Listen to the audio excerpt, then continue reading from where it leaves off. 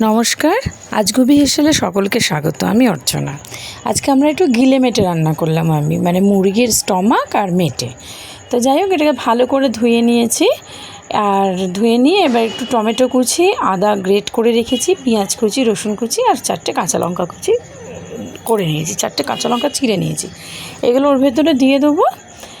দিয়ে এবার এটাকে ভালো করে মেখে নিতে হবে। এবার তার মধ্যে মশলা দেবো, গুঁড়ো মশলা, যেরকম হচ্ছে লঙ্কা গুঁড়ো পড়বে, লঙ্কা গুঁড়ো দেবো। ঝালের পরিমাণটা একটু বেশি দেবো, যেহেতু কষা হবে, যার জন্য 2 চামচ কাঁচা শুকনো লঙ্কা গুঁড়ো দিয়ে দিলাম। আর জিরে গুঁড়োটা কৌটোয় বাড়াতে হয়েছিল, তার জন্য 1 চামচ দিয়েছিলাম। এরপর আবার দেবো। তো যাই হোক, এবার একটু ধনে দিয়ে দিতে হবে। ধনে গুঁড়ো আছে, ধনে গুঁড়োটা দিয়ে দিলাম।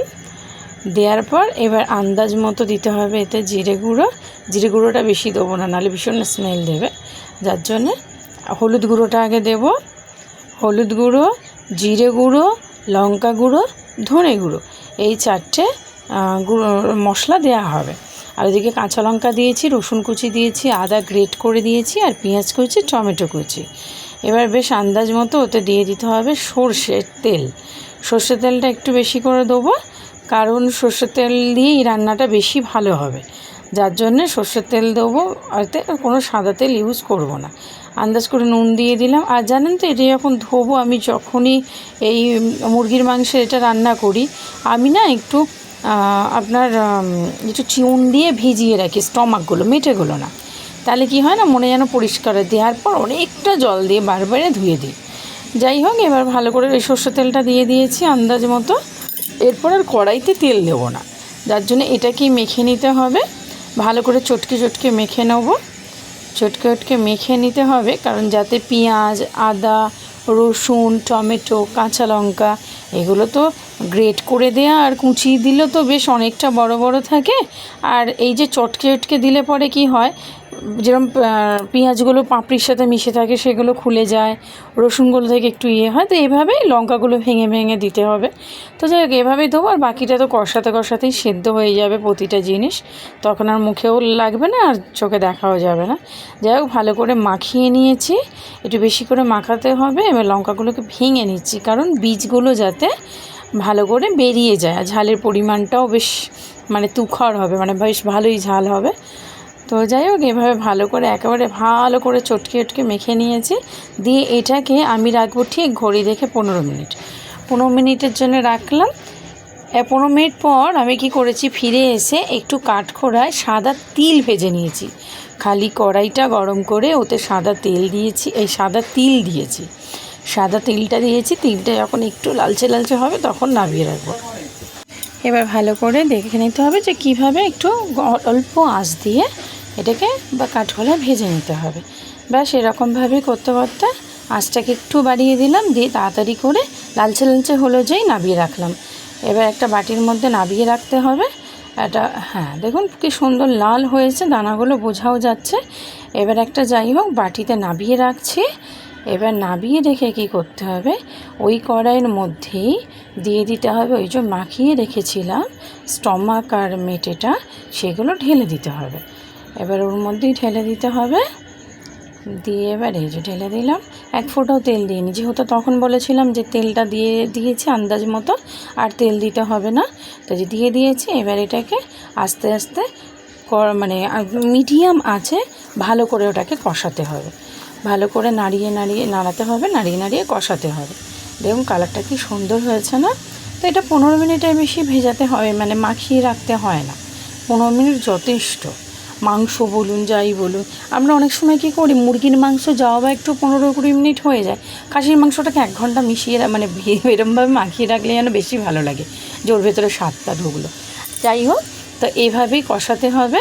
দেখুন আঁচের ইয়েটা একদম মিডিয়াম টু লো রেখেছি, যাতে পুড়ে না যায়। এরমভাবেই ভালো করে কষিয়ে যাচ্ছে। কষাতে জলও বেরোচ্ছে সাইড থেকে। এবার এর মধ্যে দিয়ে দিতে হবে আমাদের চিকেন মশলা। দেখুন কালারটা বেশ তেল বেরিয়েছে, দেখেছেন সাইড দিয়ে। এবার দিয়ে দিতে হবে চিকেন মশলা। চিকেন মশলাটা এভারেস্টের চিকেন মশলাটা যতটা পরিমাণ ততটাই দিলাম, পুরোটা দিলাম না, কারণ বেশি তো না, তার জন্য অল্প করে দেওয়া হলো, অর্ধেকটা দিলাম। দিয়ে এবার এইভাবেই কষাতে কষাতে হয়েই গেছে প্রায়, কষাতে কষাতে এর মধ্যে দিয়ে দেবো শাহি গরম মশলা। শাহি গরম মশলাটা দিয়ে একটু নাড়াচাড়া করে নেবো ভালো করে। এই গরম মশলাটাও বেশি দিলাম না, শাহি গরম মশলা দিলাম। আর আজকে আবার এর সাথে আবার চিকেন রান্না হয়েছে, কিন্তু চিকেনটা আমি রান্না করিনি, আমার বড় মেয়ে রান্না করেছে। সে আবার বলেছে আম্মা আমি আমার চ্যানেলে ছাড়বো। তাই ঠিক আছে, তাই করিস, অসুবিধা নেই। তো যাই হোক, এই দেখুন কি সুন্দর জল বেরিয়েছে, দেখেছেন কতটা? চাপা দিয়ে দিয়ে রান্না করলে বেশ অনেকটা জল বেরিয়ে যায়। তো যাই হোক, একটু ঢাকা দিয়ে চাপা দিয়ে রাখলাম, দিয়ে আবার কিছুক্ষণ পর ঢাকাটা খুলবো। দেখুন কালারটা কি দারুণ হয়েছে।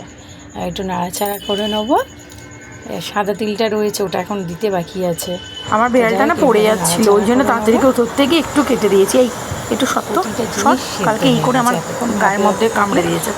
এবার যাই হোক, তো এবার কি করি, যে যখন রান্নাটা করতে দেখি 2-3টে ফুট দিলে হয়ে যাবে, আমি ভাতের ক্ষেত্রেও তাই, আমি গ্যাসটাকে নিভিয়ে দিই বা কড়াই থেকে নামিয়ে রেখে দিই।